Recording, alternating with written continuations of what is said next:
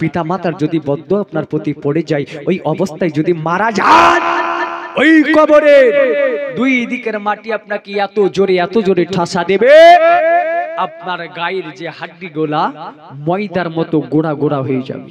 সহ্য করতে পারবে? আজকে যদি একটু আঙ্গুলটা কেটে যায় কোনো কিছুতে, তো আমরা দেখবেন মায়েদের যদি আঙ্গুল কেটে যায়, তো মায়েরা ওই জায়গাটা রান্না ঘরে যাওয়ার পর জায়গাটাকে হেফাজত করে না করে না? করে না? করে। আজকে কেন জায়গাটা যেন কোনো আঘাত না লাগে, নাকি ওই জায়গাটা যেন কোনো ক্ষতি না হয়। বাবা জান, ভাই জানেরাও, আজকে একটা আঙ্গুলি কেটে গেলে আজকে আমরা সর্বদা হেফাজত করি, কিন্তু কবরে গো যখন আপনার দুই দিকের মাটি ঠাসা দেবে, ময়দার মতো চূর্ণ হয়ে যাবে, আবার আপনার জোড়া লেগে যাবে। আবার আল্লাহ বলে, আজকে শোনো, আজকে আপনার কেনা এমন করে হবে না। এবার আপনার চতুর্দিককার মাটি এবার যখন অ্যাডজাস্ট করা হবে, চতুর্দিককার মাটি যখন চাপ দেবে গো, এত জোরে চাপ দেবে বাবা, সহ্য করতে পারবেন না মাগো। আব্বা জান, ভাই জানেরাও, পায়ে হাত দিয়ে বলি গো, আজকে আব্বা মাকে ভালোবাসুন, আজকে নামাজ পড়ুন গো, আজকে রমজান মাসে রোজা রাখুন, আজকে দান সাদকা করুন। এই যে কবর, আপনার কবরের আপনার জলসা দিয়েছেন, রুহের মাগফিরাতের জলসা দিয়েছেন আব্বা গো, এই কবরে আপনাকে একদিন না একদিন আসতে হবে। আজকে গো ওই কবর আপনাকে ছাড়বে না। যদি আল্লাহ পাকের নাফরমান বান্দা হয়ে যান, আল্লাহ পাকের নাফরমান বান্দি হয়ে যান, তাহলে পারে বাবা গো ওই যে জাহান্নাম থেকে রাস্তাটা করে দেবে কবর পর্যন্ত। আর কবর পর্যন্ত রাস্তাটা করে দেওয়ার পর আব্বা জান, ভাই জানেরাও, আপনার কিনা কবরের মধ্যে দাও করে আগুন জ্বলবে রে বাবা, জাহান্নামের কষ্ট কবরের মধ্যে দেবে। আব্বা গো কেমন করে সহ্য করবেন রে যুবক আমার ভাইরাও, আজকে কেমন করে সহ্য করবেন গো?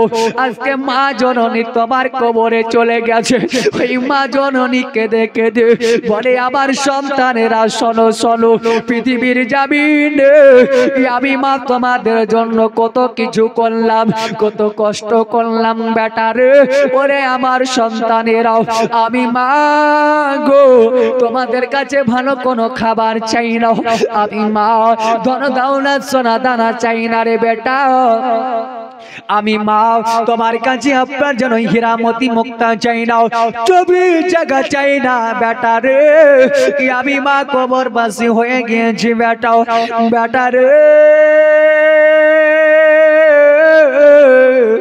আমি মার জন্য হাত তুলে দোয়া করো। হাইরে যুবক আমার, অনেক আফসোস লাগে, বলতে বড় কষ্ট লাগে। আজকে আপনারা আমরা এমন হত ভাগাও, আজকে নামাজ তো পড়ি না, আব্বার জন্য দোয়া করব, মার জন্য দোয়া করব গো ভাই। ওই যে দোয়াটা করব, হাত তোলার পরে কি বলবো ওটাও জানি না, জানি গো, হাত তুললাম দোয়া করব, আব্বার জন্য কাঁদবো। আবার আল্লাহ কোরআন পাকের মধ্যে বলেছেন, কোন সন্তান যদি আল্লাহর দরবারে হাত তুলে আল্লাহুম্মা রাব্বিরহামহুমা কামা রাব্বায়ানি সগীরা বলে যদি কাঁদি, তো আল্লাহ বলছেন আমাকে দয়ালু বললো, দাতা বললো, আমি আল্লাহ পাক আল্লাহ তাআলা তার বাপ মার কবরে আযাবকে আমি আল্লাহ মাফ করে দিলাম। জোরে বলেন তো, আওয়াজ দিয়ে হবে না সুবহানাল্লাহ। বাপ, তাহলে এই যে দোয়াটা, এই দোয়াটা বললে আল্লাহ পাক আমাদের আব্বার মার কবরে আযাব মাফ করবে। আচ্ছা, এখানে যতগুলা লোক বসে আছি আমরা, আচ্ছা আমরা কি সকলে দোয়াটা জানি? কথা বলেন, জানি না। তাহলে বাপ, আজকে ওই যে মাকে আপনি এত ভালোবাসেন, কি করলেন? মার জন্য হাত তুলে দোয়া করতে পারলেন না, আব্বার জন্য হাত তুলে দোয়া করতে পারলেন না, আপনি কেমন সন্তান? কেমন সন্তান যে পিতার জন্য দোয়া করতে পারলেন, মাতার জন্য দোয়া করতে পারলেন না। আব্বা মা কিছুই চাই না, আব্বা মা এটাই চাই। আবার আব্বা মা কবরবাসী হয়ে গেলি, কবর থেকে আওয়াজ করে বলে ওই আমার সন্তানেরাও আজকে আমি মার কবরের মধ্যে ভালো নাই বেটা, তবে আমি মা গো আজকে তোমার কাছে আমার এটাই আবদার, এটাই আরজি রে বেটা রে,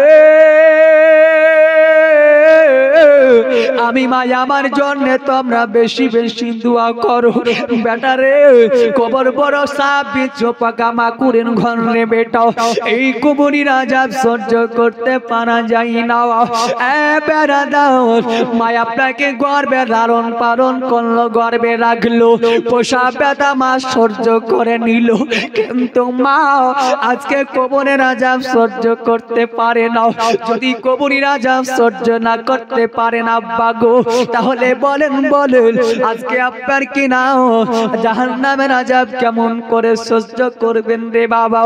এ মুসলমানেরা গো, আমার আব্বা জান ভাই জানের আগো, ওই কবরের মধ্যে এমন বিষাক্ত বিষাক্ত সাপ আল্লাহ পাঠিয়ে দেবে।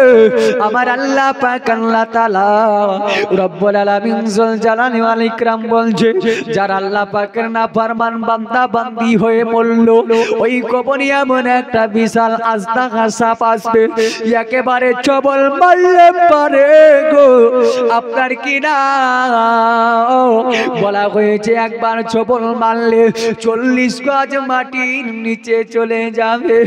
এ বেরাদার, ওই সাপের এক চুল বিষ যদি জমিনে পড়ে যায়, গোটা দুনিয়া পড়ে তামা হয়ে যাবে, গোটা দুনিয়া পুরে তামা হয়ে যাবে। আব্বা গো, এই কবরকে একটু ভয় করেন, একটু ভয় করতে হবে বাবা।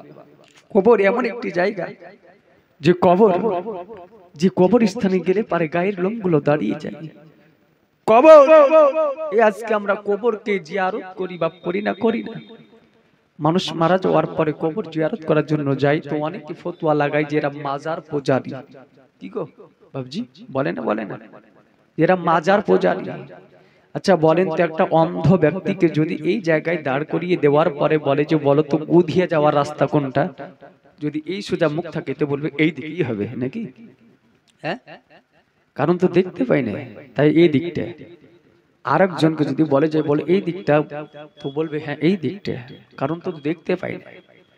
তো কোন মোল্লা, কাঠমোল্লা, মাস্টার, ডাক্তার, কবিরাজ, ভণ্ড আজকে যদি বলে যে মাজার পূজারি কবর জিয়ারত করা যাবে না, তো মানা যাবে? জোরে বলেন, মানা যাবে? মানা যাবে না। কেন? আমরা সুন্নি হানাফি মুসলমান। কি মুসলমান? সুন্নি হানাফি মুসলমান। কোরআন হাদিস যেই দিকে, আমরা আছি সেই দিকে। আসুন হাদিস কি বলছে।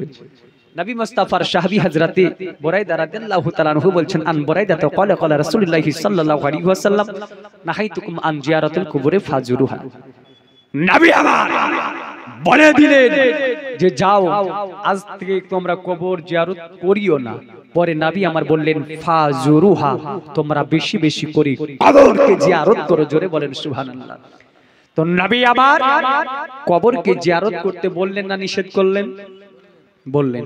প্রথমে নবী আমার কেন মানা করলেন জানতে হবে না? কারণ আছে। আজকে নবী আমার এরই জন্য বলেন, উঠান বুখারী শরীফ। অনেকে দেখবেন বলে হাদিস নাম্বার এত, হাদিস নাম্বার এত বলে, অথচ মৌলবী হলাই হ্যাঁ বাংলা বই পড়ে ডাক্তার জাকির নায়কের দুটো লেকচারার শুনে আজকে আপনার বলছে যে অমুক নাম্বার হাদিস নাম্বার বলো, হাদিস নাম্বার বলো। ওর পেটে যদি লাথি মারা যায় আলিফ বের হবে না? বের হবে? আলিফ বের হবে না। আজকে বলছে হাদিস নাম্বার বলো, হাদিসের হ জানে না, কোরআনের ক জানে না, আর আজকে বলছে কবর জিয়ারত করা যাবে না। বলে নবী আমার নিষেধ করেছিলেন হযরতে আলী আল মুর্তজা কি, নবী আমার বললেন এ আলী আল মুর্তজা যাও, আজকে উঁচু পাকা কবর যেগুলো আছে ভেঙে দাও। হযরতে আলী আল মুর্তজা যাওয়ার পরে পাকা উঁচু কবরগুলোকে ভাঙলো। এবার বলেন ভাঙলো কেন? হ্যাঁ কেন ভাঙলো? কারণ আছে না নাই? আছে, এই জন্য ভেঙেছিল কারণ যে জামানাতে নবী আমার কবর জিয়ারত করতে মানা করেছিল, ওই জামানাতে কোন আপনার মুসলমানের কবর ছিল না। যেই জামানাতে নবী আমার কবরকে ভাঙতে বললেন, ওই জামানাতে কোন আপনার মুমিনের কবর ছিল না। নবী আবার এই জন্য বললেন যে শোনো, আজ থেকে কবর ভেঙে দাও। আর এরই জন্য ভাঙতে বললেন, সব কবরের কাছে মূর্তি পূজা থাকতো। কি থাকতো? মূর্তি পূজা থাকতো। এর জন্য নবী আমার বললেন ভেঙে দাও, তো ভেঙে দিলেন। নবী আমার আবার যখন কালিমা পড়নেওয়ালা মুসলমান পর্দা নিতে লাগলেন, তো নবী আমার বললেন ফাজরুহা, তোমরা বেশি বেশি করে কবরকে জিয়ারত করো। জোরে বলেন, আওয়াজ দেওয়া হবে না সুবহানাল্লাহ। একবার মুহাব্বতে দুরূদ শরীফ পাঠ করি আর আমরা সকলে একটু সম্মুখে এগিয়ে যাই। আল্লাহুম্মা সাল্লি আলা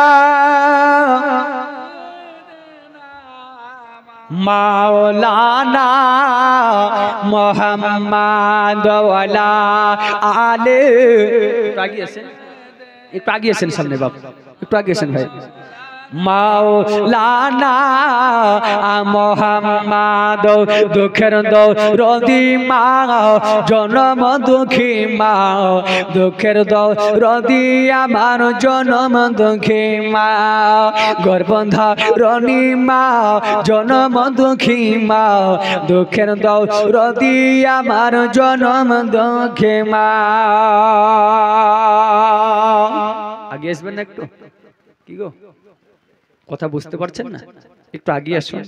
বাঙালি মানুষ বাংলা কথা বুঝতে পারেন না, একটু আগে আসেন। গর্ভধারিণী মা, জনম দুঃখী মা, দুঃখের দরদি আমার জনম দুঃখী মা, ওরে 10 মাস 10 দিন মায়ে গর্ভে দিল ঠাই, রক্ত মাংস খাইয়া মায়ের ভবে আইলাম ভাই। এসেছি না আসিনি? আর মা জননী 10 মাস 10 দিন গর্ভে রাখলো। এ আব্বা জান ভাই জানের আগো, এ বন্ধু গন্ধস্থ বুজুর্গ আমার, এরই জন্য শায়ের বলতেছে ওরে 10 মাস 10 দিন মায়ের গর্ভে দিল ঠাই, রক্ত মাংস খাইয়া মায়ের ভবে আইলাম ভাই, ভূমিষ্ঠ হইয়া আমি উঠিলাম কান্দিয়া, শান্ত করিল মায়ের বুকের দুধ দিয়া। আবারও ওয়াস করলে চায়া দেখি, ইমানায় বিছানায় শুইয়া রে, বলে আমায় আল্লাহ যাও গো লয়া, সন্তানের নিও না, দুঃখের দরদি আমার জনম দুঃখী মা। এ বাবা ভাইরা গো, আজকে সন্তানের জন্য মা জননী কত কষ্ট করলো। ওই মা কবর থেকে আওয়াজ করে বেটা রে, ওরে আমার কলিজার টুকরা সন্তানেরাও, আমি মার জন্য দোয়া করো, দোয়া করো। আপনার দোয়ার আরজি করতে আরম্ভ করে, কিন্তু বাবা ভাইরা গো বড় লজ্জা লাগে এখানটায়। আজকে আমরা দোয়া করতে জানি না, দোয়া কারে কয় এটা পর্যন্ত আমি জানি না। এ বাবা গো, এই মুসলমান জওয়ানেরা গো, আজকে আপনাকে লক্ষ্য করে এটা জানতে হবে গো। আজকে আপনি লক্ষ্য করে নেন, আজকে যে পিতা মাতা কত কষ্ট করলো, তাকে খাবার তো আমরা দিই না, দিই না কি গো? খাবার দিতে পারি না। বলবেন মাওলানা সাহেব খাবার দিই না, কে বললো আপনারে? ও বাবা ভাইরা গো, আব্বা জান মুসলমান গো, আজকে অনেকে যুবক আছো রে, আজকে অনেক ভাই আমার এমন আছো গো, আজকে কিনা মাকে খাবার দাও না, বাড়ি থেকে বের করে দাও, আজকে আপনার বাড়ি থেকে তাড়িয়ে দাও রে ভাই যুবক। আজকে আপনাকে একটা ছোট্ট করে কথা বলে যায়। নবী মুস্তাফার একজন সাহাবী, যার নাম হযরতে আলকামা রাদিয়াল্লাহু তাআলা আনহু। এই আলকামা উনি আপনার বাচ্চা অবস্থায় আব্বাকে হারিয়ে ফেললে। এই আলকামা রাদিয়াল্লাহু তাআলা আনহু আপনার কিনা মার কাছে থাকতে আরম্ভ করলেন। এ বাবা রাগো, হযরতে আলকামা রাদিয়াল্লাহু তাআলা আনহু মা জননীর কাছে থাকতে লাগলেন। হযরতে আলকামা মার যেন আপনার ভালোভাবে দেখাশোনা করতে লাগলেন। বেটা বড় হয়, মা যেন বাবা বড় হতে আরম্ভ করে দিল। হযরতে আলকামা রাদিয়াল্লাহু রাদিয়াল্লাহু তাআলা আনহু এই দেখেন মাকে কথায় কথায় মা বলে ডাক দেয়। আলকামা এই আপনার কিনা মাকে সর্বদা মা মা বলে ডাক দেয়। মা কি বলি বলো তোমার কি লাগবে বলো, সঙ্গে সঙ্গে আপনার কিনা দিয়ে দেয়। আব্বা জান ভাই জানের আগো হযরত আলকামা আস্তে আস্তে বড় হয়ে গেল। মা জননী বলল হে আল্লাহ আমার বেটা আলকামা বড় হতে লাগলো, আমার বেটা আলকামার বিয়ে দেওয়া লাগবে। লাগবে না লাগবে না? বেটা বড় হয়েছে বিয়ে দিতে হবে। আলকামার মা আপনার যেন পাত্রে খুঁজতে আরম্ভ করে দিল। এ আলকামার আপনার কিনা বিবাহ দেব, আলকামার জন্য মেয়ে দেখতে আরম্ভ করলো। আলকামার মেয়ে দেখা সম্পন্ন হলো। আলকামা গো এ আলকামার আপনার কিনা বিবাহ দেওয়া হলো। আলকামা যে করে বিয়ে দেওয়া হয়ে গেল, আলকামার মা উনি আপনার কিনা বলতে আরম্ভ করলেন আল্লাহ আমার বেটা আলকামার বিয়ে দেওয়া হলো। 1 বছর 2 বছর ভালোই 3 বছর কেটে গেল। যত দিন যেতে লাগিল আলকামা যেন আমার আর খোঁজ নিল না। আলকামা গো আমার জানোয়ার সঙ্গে ভালো করে কথা বলে না। আলকামা যেন আপনার মাকে আর মা বলে ডাক দেয় না। এ বাবা রাগো দেখবেন আমরা রমজান মাসের শেষের দিকে যখন আমরা ঈদের কেনাকাটা করি, এ আব্বা জান ভাই জানেরাও আজকে আব্বার কিনা শাশুড়িকে ফোন করে জিজ্ঞাসা করি, শাশুড়ি আম্মাকে বলি, বলে শাশুড়ি আম্মা বলো তোমার কি লাগবে বলো বলো, বলি না হ্যাঁ বলি। শ্বশুরকে ফোন করে বলছে শ্বশুর আব্বা বলেন আপনার কি কালারের লুঙ্গি লাগবে, কি কালারের প্যান্ট জামা লাগবে। কিন্তু বাবা গো আপনার জনম দুঃখিনী গর্ভধারণী মা বাবা জনম দুঃখী আব্বা এ আব্বাকে একবার জিজ্ঞাসা করলো না আব্বা তোমার কি লাগবে। গর্ভধারণী মাকে জিজ্ঞাসা করি নাও বলো মা তোমার কি লাগবে, বলে নাও। এ আব্বা জান ভাই জানেরা গো আজকে আসেন আপনার একটু এগিয়ে যাই। এই দেখুন গো হযরত আলকামা রাদিয়াল্লাহু তাআলা আনহু গো আজকে আপনার বিবি কি বলছে বলে বিবি বলো বলো এ বিবি তুমি কি নেবে বলো বলো। এ বিবি বেরে তুমি যা চাও তোমারে তাই দেব বিবি। এই দেখেন বিবি আপনার যেন রাজি হয়ে গেল, বিবি আপনার যেন খুশি হয়ে গেল গো। এ আব্বা জান ভাই জানেরাও আলকামার মা মনে মনে বলছে আল্লাহ মনে হয় আমাকে কিছু জিজ্ঞাসা করবে, আমাকে মনে হয় বলবে বলে বেটা তুমি কি খাবার খাবে বলো। আমাকে হয়তো আমার বেটা আমাকে একটা জিজ্ঞাসা করবে মা তুমি কি খাবার চাও বলো বলো। আমি কেমন করি তারে বলবো, কেমন করে তারে বলবো। এই দেখেন বাবা কিন্তু আলকামা যেন মাকে একটা বার মা বলে ডাকলো না। আব্বা গো আলকামা যেন মা বলে ডাকে দেয় না। আলকামার মা গো উনি আপনার কিনা সঙ্গে সঙ্গে উহ বলে শব্দ করে কেঁদে ফেললো। উহ শব্দ করে আলকামার মা যেন কেঁদে ফেললো। এই দেখেন বাবা ভাই জানেরা মার মনে বড় আঘাত লেগে গেল। এই দেখেন বাবা আলকামা যেন আস্তে আস্তে বড় হতে লাগলো, আলকামার যেন বয়স হতে লাগলো, আলকামা অসুস্থ হয়ে পড়ে গেল। আল্লাহর নবী গো হাবিবুল্লাহ নিকট আপনার কিনা যেন খবর পাঠিয়ে দিল। আল্লাহর নবীর নিকটে খবর পাঠিয়ে দেওয়া হলো ইয়া রাসূলুল্লাহ ইয়া হাবিবাল্লাহ নবী গো আপনার সাহাবী আলকামা তারা আপনার জবান বন্ধ হয়ে গিয়েছে। আল্লাহর নবী হাবিবুল্লাহ সাল্লাল্লাহু তাআলা আলাইহি ওয়াসাল্লামের সঙ্গে আরো সাহাবাগণেরাও তারা সবাই মিলে যেন যেতে আরম্ভ করলো। আলকামার কাছে যেন চলে গেল। আলকামার কাছে যাওয়ার পরে এই আলকামা রাদিয়াল্লাহু তাআলা আনহুকে আল্লাহর নবীর সাহাবাগণেরাও বলছে বল আলকামা লা ইলাহা ইল্লাল্লাহ।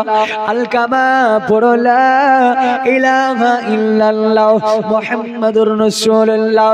আলকামা এত চেষ্টা করে আলকামার জবানে সব কথা বের হয় কিন্তু আলকামার জবানে কালিমা বের হয় না। আলকামার জবানে কালিমা বের হয় না। আমার নবী মুস্তাফা সাহেবে দোজাহার নিকটে আল্লাহর নবীর সাহাবা গণির আসার পরে বলছেন ইয়া রাসূলুল্লাহ আপনার সাহাবী হযরতে আলকামার জবান দিয়ে কালিমা বের হয় না, কালিমা বের হয় না। আমার নবী মুস্তাফা বললেন বলে বাড়িতে কে কে আছে? ইয়া রাসূলুল্লাহ ইয়া হাবিবাল্লাহ নবী গো বাড়িতে আপনার কিনা তার একটা আপনার আত্মীয়ই রয়েছে, সেটা হলো মা। মা ছাড়া দ্বিতীয় তার বিবি ছাড়া কেউ নাই। ইয়া রাসূলুল্লাহ আমার নবী ডাক দিলেন এই সাহাবীরা যাও যাও যাও তোমরা তার বিবিকে ডাক দাও। আলকামার বিবিকে ডাক দাও। বিবিকে আপনার যেন ডাক দেওয়া হলো। এই আলকামার বিবি বলো বলো তোমার স্বামী কেন এই রকম হলো? আলকামার বিবি বলছেন ইয়া রাসূলুল্লাহ নবীজি ইয়া হাবিবাল্লাহ নবীজি আমার স্বামী আলকামা বড় ভালো মানুষ ছিল, তবে আমার স্বামীর আলকামার কেন এমন হয়ে গেল? সব কথা তার জবানে বের হয়, কিন্তু নবী গো আমার স্বামী আলকামার জবানে কালেমা কেন বের হয় না? নবী বললেন বলে আলকামার বিবি বলো বলো মায়ের সঙ্গে কি কোনো বেয়াদবি করেছে বলো? বলে ইয়া রাসূলুল্লাহ ইয়া হাবিবাল্লাহ নবী গো এটা আমি বলতে পারবো না, এটা তার মা আলকামাকে জিজ্ঞাসা করবে, এটা তার মাকে জিজ্ঞাসা করবে। এই দেখেন বাবা আল্লাহ নবী আলকামার মাকে ডাক দিলেন। আলকামার মাকে খবর দেয়া হলো। আলকামার মা হাজরি দিয়ে দিল লাব্বাইকা ইয়া রাসূলুল্লাহ ফিদাকা বি উম্মি নবীজি আমি হলাম আলকামার মা।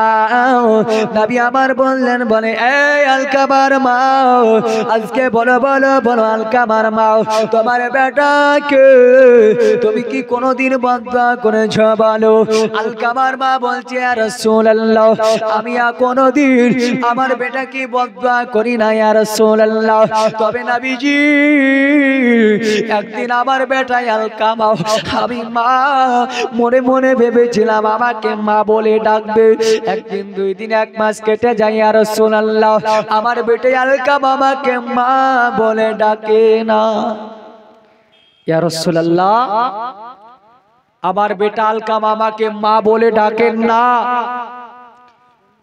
তাই ইয়া রাসূলুল্লাহ ইয়া হাবিবাল্লাহ নবীজি আমি ওই দিন বড় আঘাত পেয়েছিলাম, কষ্ট পেয়েছিলাম, তো বলে কান্না করেছিলাম। আবার নবী মুস্তাফা বলছে আলকামার মারে এই জন্য তোমার বেটার জবানে কথা বের হয় না। হযরত আলকামা রাদিয়াল্লাহু তাআলা আনহু কে ডাক দেওয়া হলো। আলকামার মাকে বলছে আলকামার মারে আজকে তুমি তোমার বেটাকে ক্ষমা করে দাও। আলকামার মা আজকে তুমি তোমার বেটাকে ক্ষমা করে দাও, ক্ষমা করে দাও। আলকামার মা উনি বলছেন ইয়া রাসূল ইয়া হাবিবাল্লাহ নবী গো আমি আলকামার মা আমি আমার বেটাকে ক্ষমা করব না। ইয়া রাসূলুল্লাহ আমার বেটা যে আমাকে এত আঘাত করেছে আমি আমার বেটাকে ক্ষমা করতে পারবো না। নবী আমার বললেন রে সাহাবাগণেরা যাও তোমরা আলকামাকে আমার নিকটে ডাক দিয়ে দাও। আলকামাকে ডাক দেওয়া হলো। আলকামাকে সবাই মিলে যেন আব্বার হাজরি করে দিল। আব্বা জান মুসলমানের আমার এই দেখেন হযরত আলকামা রাদিয়াল্লাহু তাআলা আনহু আল্লাহর নবীর নিকটে আনা হলো। আল্লাহর নবীর নিকটে আনার পরে আলকামাকে বলছে আলকামা লা ইলাহা ইল্লাল্লাহ। আলকামার জবানি যেন কালিমা বের হয় না। এ বেরাদার আলকামার জবান দ্বারাতি যেন কালিমা বের হয় না। আলকামার মাকে বলছে বলে মা গো যতক্ষণ তুমি না মাফ করবে রে মা তোমার বেটার জবানে কালিমা বের হবে না, কালিমা বের হবে না। বলে কেন? বলে হক কয় প্রকার গো? কয় প্রকার? হক হলো দুই প্রকার। কয় প্রকার? জোরে বলতে হবে কয় প্রকার? দুই প্রকার। আল্লাহ পাক রব্বুল আলামিনের নবী বলছেন হুকুকুল্লাহ, যেটা আল্লাহর হক, নামাজ রোজা হজ যাকাত কালেমা ইত্যাদি আমার আল্লাহ ইচ্ছা করলে maaf করতে পারেন না। হুকুকুল ইবাদ, আমার আল্লাহ বলি যেটা বান্দার হক, বান্দা যতক্ষণ না maaf করবে আমি আল্লাহ ততক্ষণ maaf করব না। করবেন না? এ বাবা জীবন ভাই জানেরাও, এ মায়েরা বোনেরা গো, আজকে ভালো করে শোনো। আলকামার মাকে আল্লাহর নবী বলছেন বলে মারে যতক্ষণ তুমি না maaf করবে রে মা আমার আল্লাহ maaf করবে না। আলকামার জবানে কালিমা বের হবে না। এই দেখেন আলকামার মা গো, উনি আপনার যেন ঝরঝর করে কাঁদতে লাগলে ইয়া রাসূলুল্লাহ ইয়া হাবিবাল্লাহ নবী গো, আমার বেটা আমাকে মা বলে ডাকিনি, আমি বড় কষ্ট পেয়েছিলাম নবী গো, আজকে আমি মা ক্ষমা করব না। আমার নবী তিনবার জিজ্ঞাসা করলেন, তিনবার বললেন ক্ষমা করব না। এই রে মা কাকে বলে গো? আজকে আপনাকে বলি। এই দেখেন নবী আমার সাহাবাগণকে বললেন, সাহাবাগণেরা রে যাও তোমরা জঙ্গলে চলে যাও, ওই জঙ্গলে যাওয়ার পরে জঙ্গলে লাকড়ি শুকনা জ্বালানি গুলা কেটে আনো। কি করবে? কেটে না আগুন কুণ্ড তৈরি করবে। যাও তোমরা জঙ্গলে চলে যাও, আর ওই জঙ্গলে যাওয়ার পরে তোমরা আপনার শুকনা লাকড়ি গোলা, শুকনা জ্বালানি গোলা ভেঙে এলো, সবাই গেলে আপনার কেটে আনা হলো, এক জায়গায় জড়ো করা হলো। আল্লাহর নবী তবু আলকামার মা কি বলছে? আলকামার মা বলো বলো মার তুমি মাফ করবে কিনা বলো। আলকামার মা যেন মাফ করে নাও। আমার নবী বললেন সাহাবীরা রে যাও যাও যাও, আজকে তোমরা ওই জ্বালানি গুলাতে আগুন লাগিয়ে দাও। আগুন লাগানোর পরে আজকে আলকামার হাতটাকে ধরো, পাটাকে ধরো, মাঞ্জাটাকে শক্ত করে ধরার পরে আলকামাকে জ্বলন্ত আগুনের মধ্যে ফেলে দাও। আইরে মা গো, মার যেন মাথায় বাজকা ভেঙে পড়ল। আল্লাহ আমার সন্তান এতক্ষণ ছিল ভালোই ছিল, আমি মা গো আমার সন্তান যতই খারাপ করুক না কেন মাওলা, আমার সন্তান আমার সম্মুখে জ্বলন্ত আগুনে দাও দাও দাও দাও করে জ্বলবে। ওগো মাওলা আমি আমার সন্তানকে জ্বলন্ত আগুনে আমি মা যেন দেখতে পারবো না। নবীর পা জড়িয়ে ধরে চট করে পড়ে গেল, ইয়া রাসূলুল্লাহ ইয়া হাবিবাল্লাহ নবী গো, ওগো আল্লাহর নবী মায়ার নবী গো, আজকে দয়া করে আমার বেটা আলকামাকে ক্ষমা করে দিন নবী গো, আমি মা গো আমার বেটা যদি কষ্ট দেখ আঘাত দেখ আমি মা সব যে সহ্য করে নেব। মা জননী সব সহ্য করে নেবে। হাইরে যুবক, আজকে মা কবরে শুয়ে কান্দে শুধু দোয়ার জন্য। আব্বা গো শুধু দোয়ার জন্য কান্দে, দোয়ার জন্য কান্দে। আল্লাহর নবী মুস্তাফা সাল্লাল্লাহু আলাইহি ওয়াসাল্লামকে আলকামার মা ডাক দিয়ে বলে, ইয়া রাসূলুল্লাহ ইয়া হাবিবাল্লাহ নবী গো, আমি আমার বেটা আলকামাকে মাফ করে দিলাম। ইয়া রাসূলুল্লাহ আমি আমার বেটা আলকামাকে আমি মাফ করে দিলাম। যেমনি মাফ করে দিবা আব্বাজি মুসলমান, সঙ্গে সঙ্গে হযরত আলকামার দিকে নবী আমার ইশারা করে বলছে, আলকামা তোমার মা যে গুণ মাফ করে দিল, আলকামা রে তোমার মার কাছে তুমি মাফ নিয়ে নাও। এই আলকামা শোনো, আজকে তোমার মা আপনার কাছে যেন একবার শেষবারের মতো মাফ নিয়ে নাও। মার কাছে যেন বাবা মাফ নেওয়া হলো।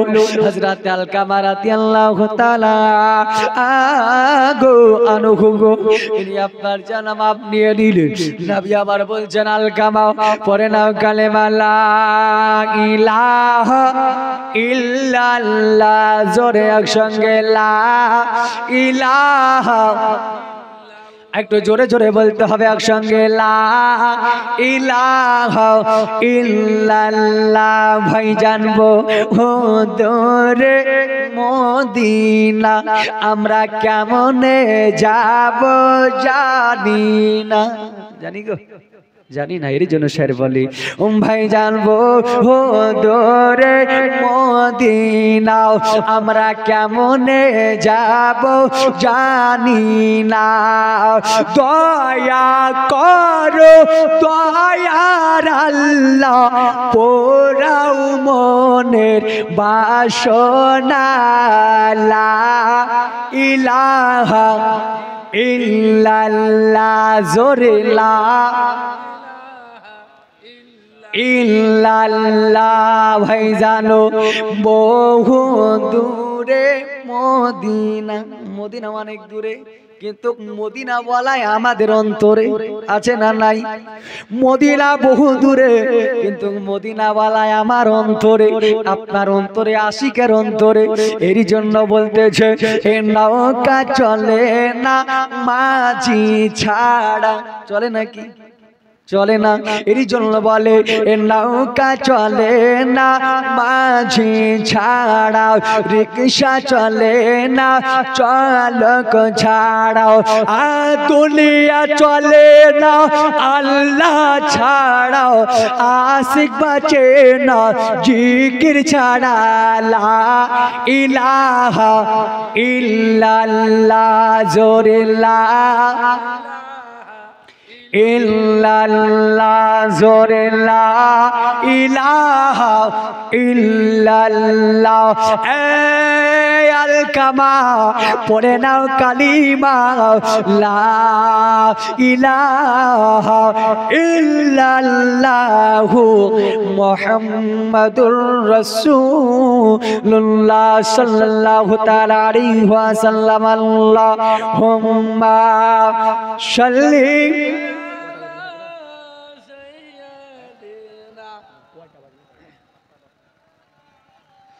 মোহাম্মদ ওয়ালা আলে মাওলানা মুহাম্মদ সাল্লাল্লাহু আলাইহি ওয়াসাল্লাম। আব্বা জান মুসলমান গো, আল্লাহর নবী যেমনি আলকামাকে বলে দিলেন কালেমা পড়ো, আলকামা কালেমা পড়ে নিলেন। আলকামার ইন্তেকাল হয়ে গেল, শাহাদাত বরণ হয়ে গেল। আব্বা গো, আমি এটা বোঝানোর জন্য এতক্ষণ বললাম রে ভাই যুবক, আজকে তো আমার মা আছে, আজকে তো আমার মার দিকে ফলো করো। আজকে তো আমার মা গো, আজকে একাই 4টা 5টা সন্তানের লালন পালন করেছে না করেনি? একাই করলো। আজকে মা জননী পিতা হয়ে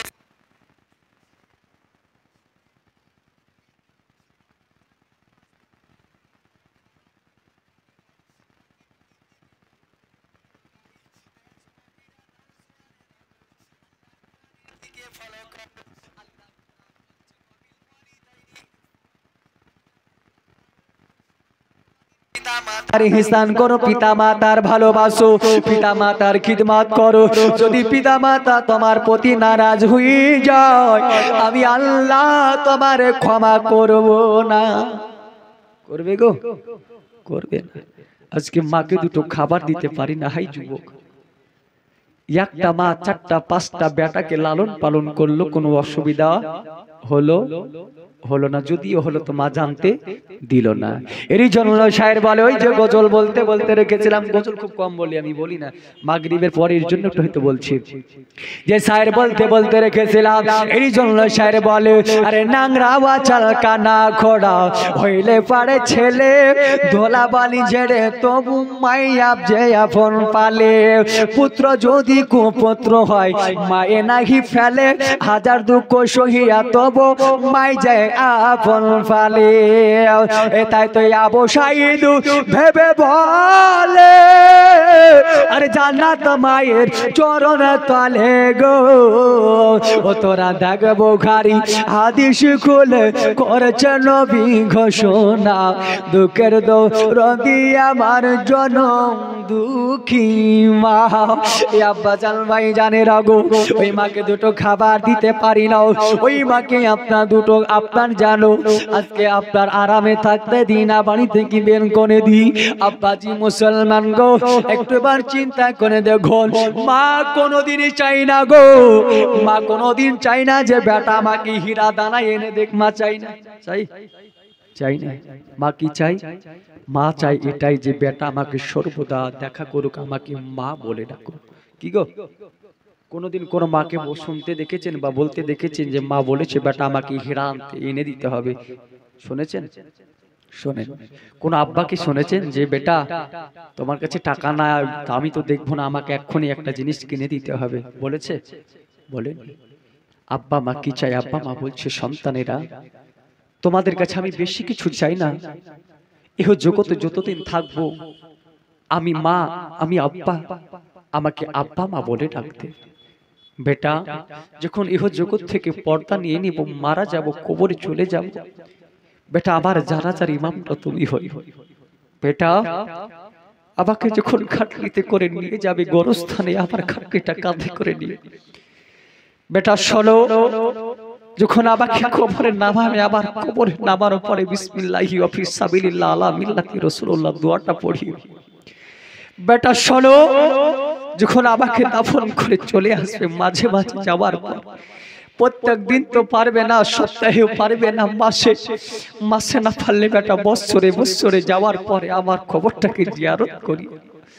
হাইরে যুবক, আজকে অনেক আব্বাই কবরস্থানে শুয়ে আছে, অনেক মা জননী কবরস্থানে শুয়ে আছে।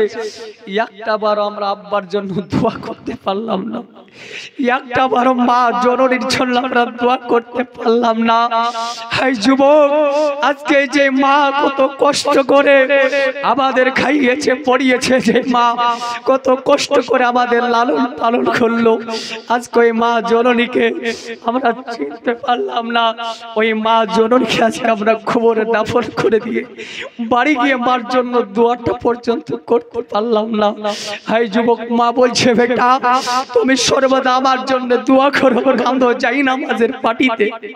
আজকে আমি তোমার জন্য মা আমার কালিজা ফেটে যায় বেটা, আজকে তোমার দুধের ঋণ আমি মাফ করে দিয়েছি বেটা, তোমার যত জ্বালা যন্ত্রণা সব আমি দুঃখ কষ্ট আমি মাফ করেছি বেটা, বেটা তুমি আমার জন্য দোয়া করো।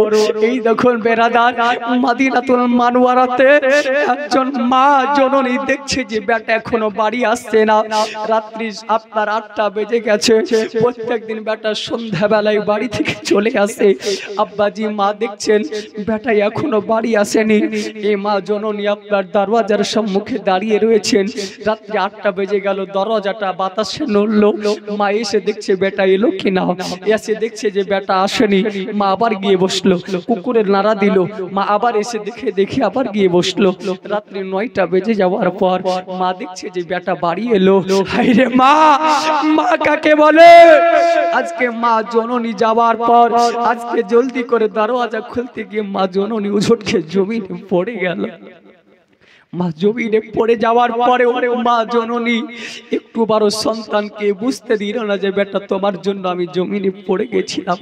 মা সঙ্গে সঙ্গে ধুলাবালিগুলো ঝেড়ে দৌড়াতে আরম্ভ করলেন বেটার কাছে। দরওয়াজা খুলে মা জননী পকেটের টাকার দিকে দেখলো না, মা জননী হাতের ব্যাগের ফলমূল দেখলো না, মা জননী গিয়ে বেটার পেটের দিকে মুখের দিকে তাকিয়ে তাকিয়ে দেখছে। বলছে বলে বেটা প্রত্যেক দিন সন্ধ্যা 6টার সময় বাড়ি চলে আসো, আজকে 9টা কেন বাজলো? বলছে মা কাজের একটু চাপের জন্য হয়ে গিয়েছে। বলছে বলে বেটা চলো, আমি যে মা তোমার জন্য আমি এখনো পর্যন্ত খাবারগুলো খাইনি বেটা, বেটা আমি তোমাকে সঙ্গে করে নিয়ে খাবার খাওয়ার জন্য খাবার খাইনি বেটা। মা জননী খাবার বাড়তে বসে গেছেন। বেটা হাত মুখ ধুয়ে এলো, আসার পরে বিবির কাছে গিয়ে যাচ্ছেন। বিবি আরাম করে খাটে বিছানায় ঘুমাচ্ছে। বিবিকে ডাকা হলো। বিবি সঙ্গে সঙ্গে উঠার পরে হাতের ব্যাগটাকে দেখলো যে ব্যাগে শাড়ি আছে কিনা, ব্যাগে ফলমূল আছে কিনা। দেখছে ব্যাগে কিছুই নাই। পকেটের দিকে দেখলো, পকেটে টাকা নাই। বলছে বলে তোমাকে ফল আনতে বললাম, শাড়ি আনতে বললাম, সে খবর মনে আছে? বলছে বিবি টাকা পাই না, আগামীকাল এনে দেব। বিবি আবার রাগ করে আবার আপনার বালিশটাকে নিয়ে শুয়ে পড়লো। মা বলছে বেটা এসো বেটা, তোমাকে খাবার খাইয়ে দেওয়ার পরে আমি মা দুটো খাবার খাবো বেটা।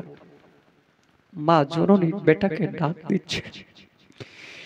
বেটা মার কাছে গেল, খাবারগুলো সম্পূর্ণভাবে খাওয়ার পরে বিবির মনে একটা আপনার খারাপ মন্তব্য এঁটে গেল, এটাই যে হয়তো আমার স্বামীকে আমার শাশুড়ি অর্থাৎ আমার স্বামীর মা হয়তো নিষেধ করেছে, এই একটা খারাপ ধারণা তার মনে গেঁথে গেল। গেঁথে যাওয়ার পরে যুবক আজকে বলছে তোমার মাকে যদি তুমি বাড়ি থেকে না তাড়িয়ে দাও তো তোমার ভাত খাবো না। বর্তমান যুগে ঘটছে বাপ, যে স্বামীও দেখছে যে এত সুন্দর বিবি, এত সুন্দর চেহারা, নাক নকশা, যদি এমন বিবি আমার চলে যায় তো এমন বিবি আমিও পাবো না, নাকি গো? তাই করলো কি, ছেলেটা আপনার কি করলো, বলছে ঠিক আছে তোমাকে টেনশন করতে হবে না। মা বেটাকে খাবার খাইয়ে দেওয়ার পরে মা দুটো খাবার খাচ্ছে। বেটা রাত্রি 11টার সময় মার দরওয়াজায় আওয়াজ করছে, মা। মা বলছে কি ব্যাপার বেটা, ঘুমাওনি? যাও বেটা ঘুমিয়ে যাও, কাজ করেছো, ক্লান্ত হয়েছে। মা গো আমি এখনো ঘুমাইনি গো মা। বলে কেন? বলে মা গো আমি ঘুমাবো, তবে তোমার সঙ্গে একটা কথা আছে মা। কোনো কথা নাই বাবা, কোনো কথা নাই রে। মাকে আসলে মারবে, জালেমটা মার দিলে আঘাত করবে গো, মার দিলে কোনো কথা নাই। মাকে বলছে মা একটা কথা বলবো। বলছে বেটা কি কথা? বলছে মা এই জায়গায় বলা যাবে না, ওই ফাঁকা ময়দান আছে মা, ওই ফাঁকা ময়দানে গিয়ে কথা দুটা বলবো। আল্লাহ আল্লাহ সুবহানাল্লাহ। এই দেখেন ফাঁকা ময়দানে যেতে লাগলো, মাকে নিয়ে চাদরটা গায়ে দিয়ে নিল, চাদরের তলে ভোজনী ভরে নিয়ে এবার যেতে আরম্ভ করলো গো।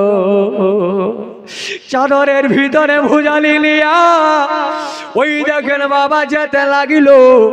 যাওয়ারই পরে মা গো আব্বা জান ভাই জানেরাও আজকে ওই জায়গায় যাবার পরে এই দেখেন মা বলছে, বলে বেটা কি বলবা বলো?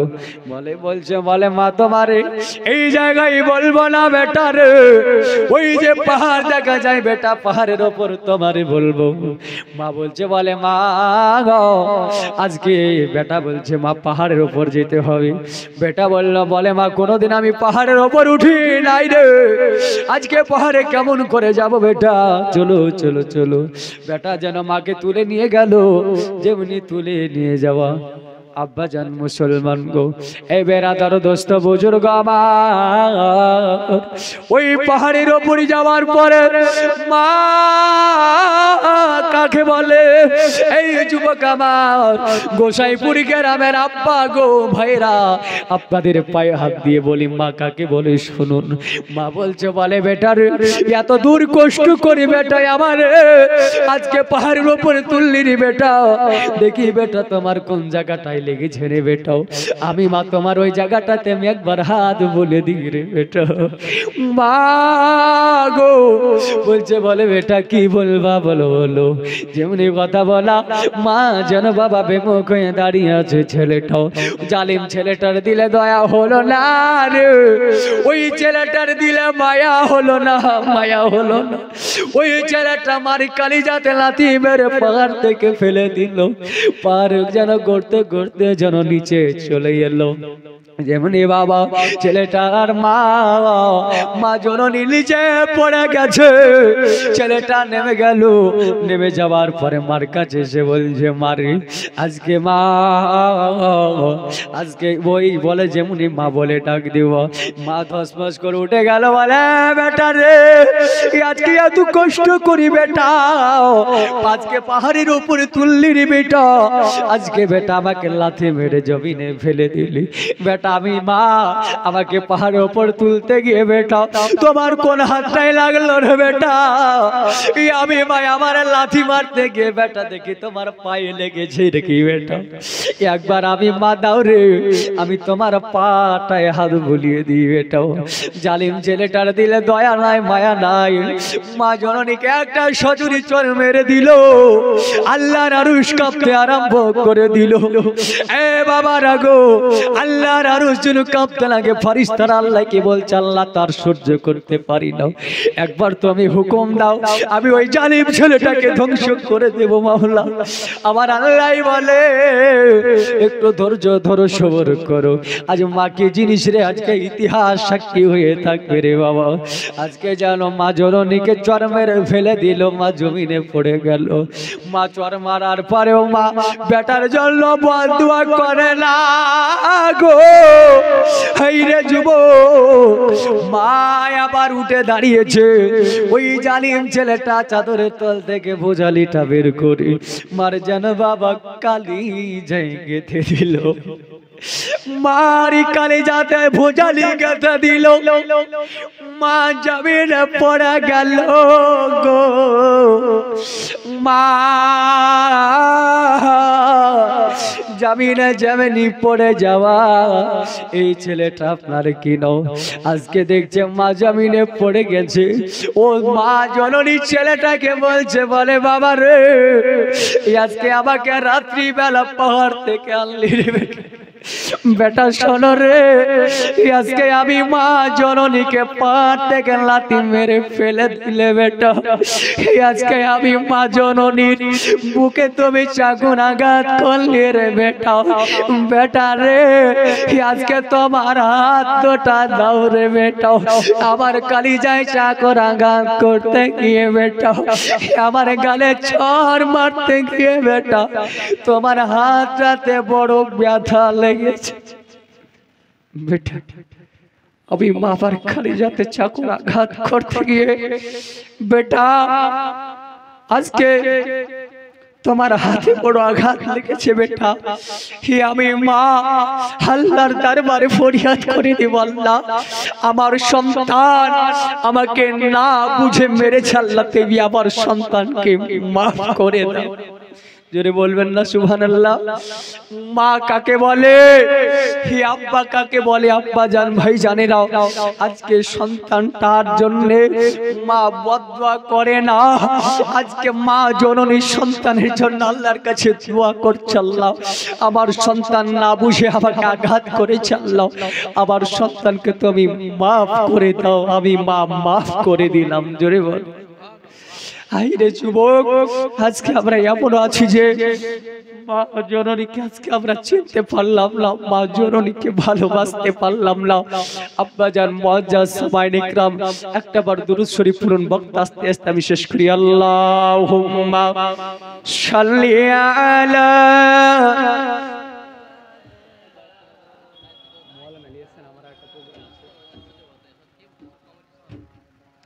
ওয়ালা আলে সাইয়্যিদিনা মাওলানা মুহাম্মাদুর বহারালে পাপিরে প্রতি ঘরে ঘরে মাহারালে মা পাবে না হাজার জনম ধরে। পাবে গো মা, পাওয়া যাবে না, মা পাওয়া যাবে না। বা বউ হারিয়ে গেলে বউ পাওয়া যাবে, তো মা পাওয়া যাবে না। এর জন্য শায়ের বলে, বউ হারালে বউ পাবি রে প্রতি ঘরে ঘরে, মা হারালে মা পাবি না হাজার জনম ধরে। তাই বউয়ের কথায় মাকে ও ভাই করো।